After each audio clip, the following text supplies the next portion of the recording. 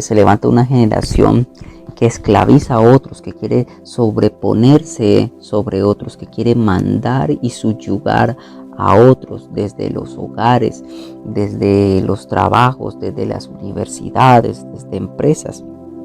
Entonces vemos que mucha gente que le gusta subyugar a otros es porque quiere que le rindan adoración, que le rindan cierto grado de admiración y que los otros sientan un grado inferior, se sientan inferiores a ellos. Esto se ve, pues sí, lastimosamente en las familias, en algunas iglesias, ministerios, se ven en los gobernantes, en niveles de esferas de autoridad. Vemos que los escorpiones son animales que han sido usados para la tortura y pues también son sumamente venenosos. Cuando los reyes, cuando los políticos, cuando presidentes, cuando este tipo de personas que se levantan en este nivel de autoridad sobre una ciudad, sobre una nación, se vuelven dictadores, la raíz es la idolatría, de que estos se levanten, pero tarde que temprano caen y caerán. Por eso vemos que cada vez que hay un cambio de gobierno en una nación, ¿qué hacen los presidentes, los gobernadores? Van y rinden culto, adoración con chamanes, con hechiceros, visitan ciertos tipos de monumento, no lo visitan por casualidad, lo visitan con un fin y con un propósito. Vemos que no es casualidad, porque al rendir al culto, dar ofrenda o visitar esos lugares, se está dando acceso a una entidad espiritual que le va a ayudar a gobernar durante ese periodo. Muchos de los gobiernos que han habido en la tierra y a través de la historia que tienen que ver con la dictadura, con subyugar al pueblo, una de las raíces es la idolatría, y lo podemos comprobar con la fundación de Babel. Nimrod, dice la escritura en Génesis, la versión Valera dice que Nimrod era un cazador vigoroso delante de Jehová, pero en el original, en una de las versiones más fidedignas, que es la Biblia textual, dice que Nimrod sí era un cazador, pero que se oponía, que era adversario ante Dios. Note allí cómo cambia el contexto de la palabra. El original es que Nimrod era un cazador que se oponía ante Dios. En el libro de las crónicas de Jacer cuenta la historia de que Nimrod quiso construir la torre de Babel para herir a Elohim desde los cielos. Y esto es lo que hace la idolatría. La idolatría quiere elevarse a tal grado de herir y de querer destruir y sobrepasar el gobierno de Dios aquí en la tierra. Herir y destruir el gobierno de los cielos y tenerlos ellos mismos, tener acceso a estas entidades espirituales al gobierno aquí en la tierra. Y vemos que esto es algo que se ha visto en las naciones de la tierra de generación en generación con los gobiernos dictadores. Dice que Nimrod era un cazador, pero que cazaba, no cazaba animales, cazaba almas. Dice la escritura que fue el primer tirano después del diluvio. Vamos al versículo 17 de Primera de Reyes 12. Dice que reinó Roboam sobre los hijos de Israel que habitaban en las ciudades de Judá. Note aquí qué interesante. Roboam gobernó sobre la ciudad de Judá, en las ciudades de Judá. Aquí todavía no se había dividido el reino de Israel en dos. Roboam, ¿por qué se estableció en Judá? Sabemos que Judá significa alabanza, adoración. ¿Qué hace la idolatría? La idolatría cautiva la adoración. Cautiva y quiere encajonar, quiere encerrar el poder que tiene la adoración, porque la adoración no es solo cantar, la adoración es un lenguaje espiritual, la adoración es donde podemos conectar los cielos y la tierra en un solo ámbito. La idolatría quiere cautivar la adoración en las familias, en los ministerios, la adoración en las ciudades y en las naciones de la tierra. Vamos a leer el versículo 30. Y esto fue a causa de pecado, porque el pueblo iba a adorar delante de uno hasta Dan. Hizo también casas sobre los lugares altos, e hizo sacerdotes de entre el pueblo, que no eran de los hijos de Leví. Note aquí lo que hace la idolatría: levantar sacerdotes falsos. 32. Entonces instituyó Jeroboam fiesta solemne en el mes octavo, a los 15 días del mes, conforme a la fiesta solemne que se celebra en Judá, y sacrificó sobre un altar. Así hizo en Betel, ofreciendo sacrificios a los becerros que había hecho. Ordenó también en Betel sacerdotes para los lugares altos que él había fabricado. Sacrificó pues sobre el altar que él había hecho en Betel a los 15 días del mes octavo, el mes que había inventado de su propio corazón. E hizo fiesta a los hijos de Israel y subió al altar para quemar incienso. Qué tremendo. Note aquí cómo se levanta una imitación a la verdadera adoración que había sido dada a Moisés, que Dios le dio a Moisés para establecer un diseño de adoración al pueblo de Israel. Esto me llamó mucho la atención. Aquí el versículo 31 dice que se levantó un sacerdote que no era el de Leví. Se levantan falsos sacerdotes, gente del común. La versión textual dice gente del común, sin llamado. No eran llamados, no eran asignados como los levitas. Era la única tribu que estaba asignada para ejercer labores sacerdotales. Voy a decir algo con todo respeto y con amor.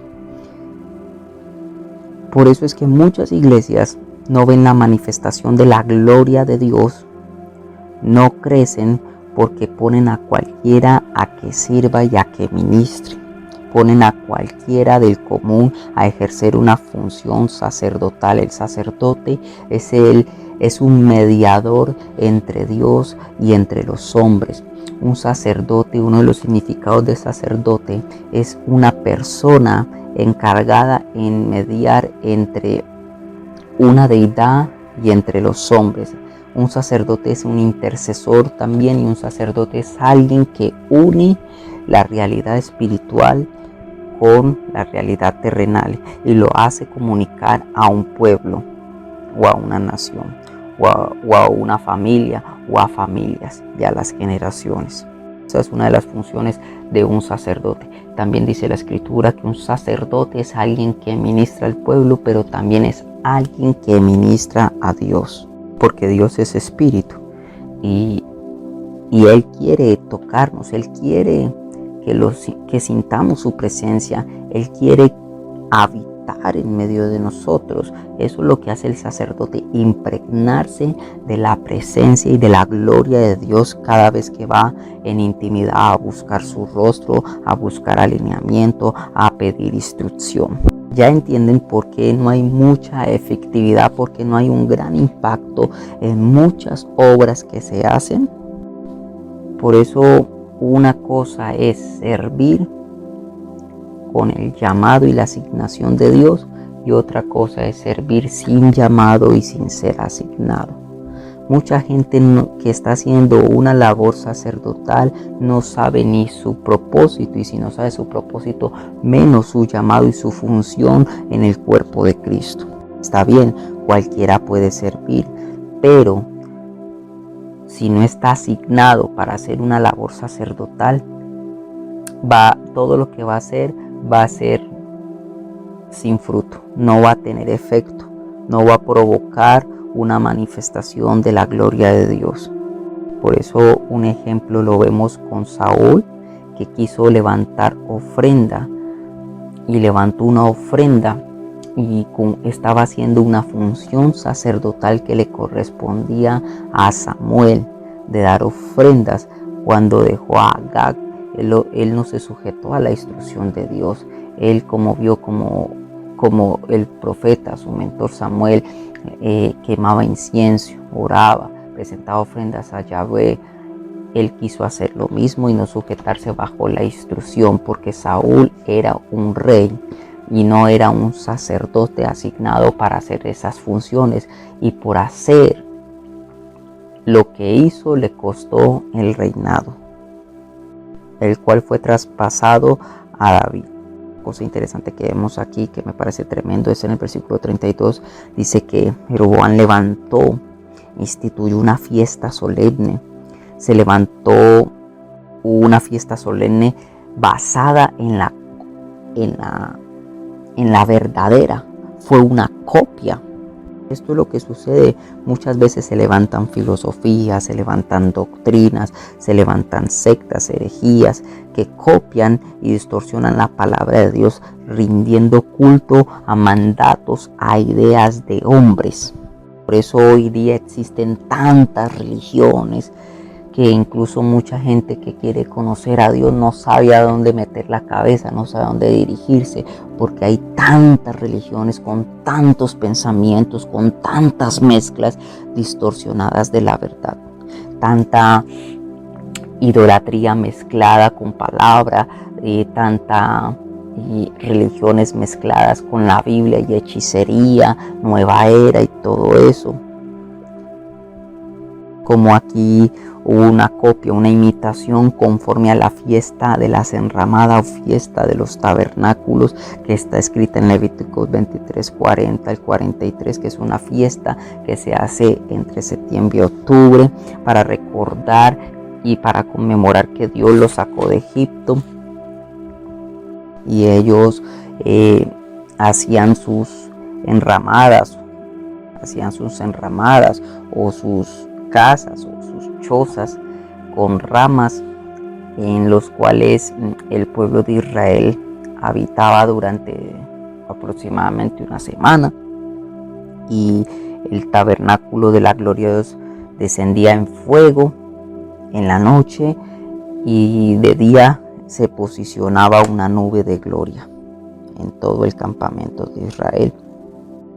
Y vemos que aquí la idolatría es copiar un mandato de Dios y alterarlo, diciendo que fue Dios quien dijo que estableciéramos esto, y no es así. Jeroboam propuso esto en su corazón, y cuántas personas dicen que Dios les habló y Dios dijo, y dan profecía, dan consejería y predican cosas que Dios no les ha dicho. Una cosa es decir lo que Dios ha dicho, y otra cosa es decir lo que hay en mi corazón y lo que yo proponga. Esto es lo que ocasiona la idolatría, trae errores y distorsiona, copiando la palabra de Dios y quitando su verdadero poder. Quiero agregar para terminar la enseñanza el día de hoy, es Primera de Reyes 13, versículo 2. Bueno, leamos el versículo 1. He aquí un varón de Dios por palabra de Jehová vino a Judá, a Betel, y estando Jeroboam junto al altar para quemar incienso, aquel clamó contra el altar por palabra de Jehová y dijo: altar, altar, así ha dicho Jehová, he aquí que a la casa de David nacerá un hijo llamado Josías, el cual sacrificará sobre ti a los sacerdotes de los lugares altos que queman sobre ti incienso, y sobre ti quemarán huesos de hombres. Palabra tan poderosa. La verdad fue una palabra de juicio sobre la idolatría y sobre quien ayudó a que la idolatría entrara sobre la nación, sobre el pueblo. Aquí que hay juicio sobre el sacerdote falso, sobre la falsa copia del verdadero sacerdocio. La idolatría corrompe el sacerdote, levanta un sacerdocio falso y un sacerdocio que está muerto ante los ojos de Dios. Por eso vemos que muchas personas que ejercen una labor sacerdotal en un ministerio que fue dado por un hombre y no por Dios, no producen efecto, no manifiestan nada. Vemos que el sacerdocio falso que ha habido en muchas iglesias, en muchos ministerios, incluso en muchas religiones, hay gente que tiene hambre por Dios, que necesita oración, que necesita ayuda, que necesita consejo que provenga del temor de Dios, que provenga de la sabiduría de Dios. No saben ni a dónde ir, porque escuchan de una cosa, escuchan de otra, escuchan sacerdotes que ejercen labores que van ligadas con las tinieblas, escuchan brujos, escuchan hechiceros, gnósticos, nuevajeras, escuchan gente que reza cosas raras, gente que hace rezos, no saben ni a dónde ir. Y a veces acuden a esos ciertos tipos de lugares y en vez de salir mejor, salen peor sucios, salen peor cargados, salen incluso con edictos de muerte que le dicen que se van a morir o que les va a pasar algo, que se van a enfermar, que se van a accidentar si no hacen tal cosa, si incluso no pagan con ciertas cosas, si no pagan algún precio en efectivo. Ha habido tanta corrupción en el sacerdocio debido a la idolatría.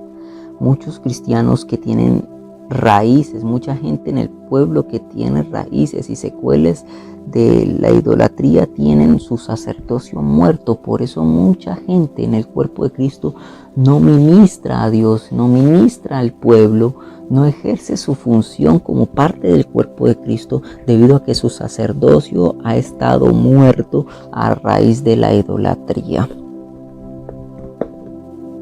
Aquí que es sumamente poderoso, y es que Jeroboam justo iba a quemar incienso, iba a prender las velas, iba a prender candela, y le vino la palabra profética.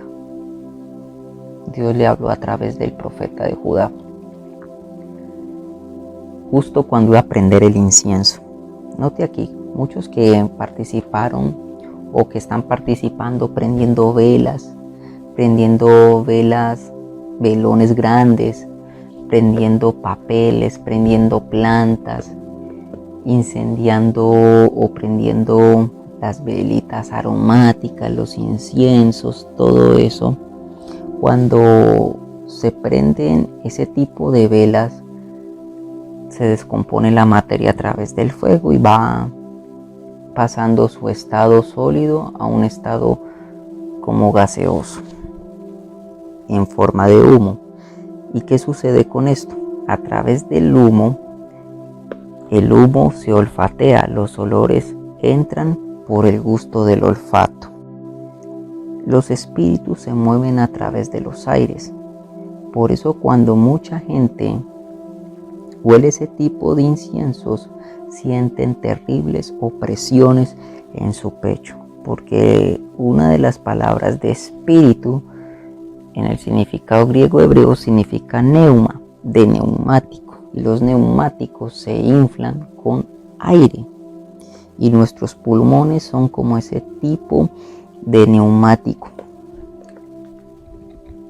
Nuestro sistema respiratorio necesita de ese aire. Cuando se participó de hechicería, fumando tabaco, cigarrillos, marihuanas, se desprenden estos olores. Se desprenden este tipo de olores que son inciensos que van hacia los cielos, se mueven en la atmósfera del lugar donde está, lo cual hace que se activen y se abran puertas a entidades espirituales para que vengan a oprimir a las personas. Por eso el profeta, cuando Jeroboam estaba a punto de prender incienso o ya lo estaba prendiendo, dice que le profetizó al altar, le dijo: altar, así ha dicho Jehová, sobre ti estarán los huesos de los sacerdotes y de los sacerdotes que prenden incienso. Qué tremendo. El profeta no le estaba hablando a un altar físico, no le estaba hablando a esos becerros, no le estaba hablando a los becerros que levantó Jeroboam, a esas imágenes, le estaba hablando a una entidad espiritual que se le había dado acceso a través de prender el incienso. Por eso el profeta le dijo altar, altar. Se dirigió, fue a la entidad espiritual que estaba a través del ídolo. Vino juicio sobre esa entidad y vino juicio sobre el sacerdote falso y vino juicio incluso sobre el gobernante, sobre Jeroboam, sobre el rey que provocó todo esto. Por eso muchos gobiernos de idólatras, de gente en autoridad, vienen a pique debido a que se juzgan esas entidades espirituales. Qué tremendo. La lucha no fue solo contra Jeroboam, fue contra la entidad que estaba en ese altar falso. Quiero hacerme entender. La lucha no fue contra la persona física, contra la idólatra, sino contra lo que estaba espiritualmente allí abierto. No fue contra la persona, no fue contra la imagen, fue contra la entidad espiritual. Bueno, mis hermanos, esto era todo por hoy. Quiero que cerremos este tiempo con una oración. La palabra ha sido más que poderosa. Padre, en el nombre de Jesús, te doy gracias por tu palabra, Señor. Gracias porque tu palabra es viva y eficaz. En el nombre de Jesús oro en estos momentos para que toda raíz, toda secuela que ha estado muy oculta de idolatría que hayamos participado o que nos hayan insertado nuestros antepasados, Señor, en el nombre de Jesús, hoy pedimos que salga y hoy cerramos las puertas. Y veo en mi espíritu que mucha gente que ha participado de prender velas, de fumar tabacos, de regar libaciones, líquidos, aceites sobre las estatuas que tuvieron. Y estoy viendo en mi espíritu en estos momentos gente que tiene sus imágenes de ídolos en esas piezas, en el baño, en la sala.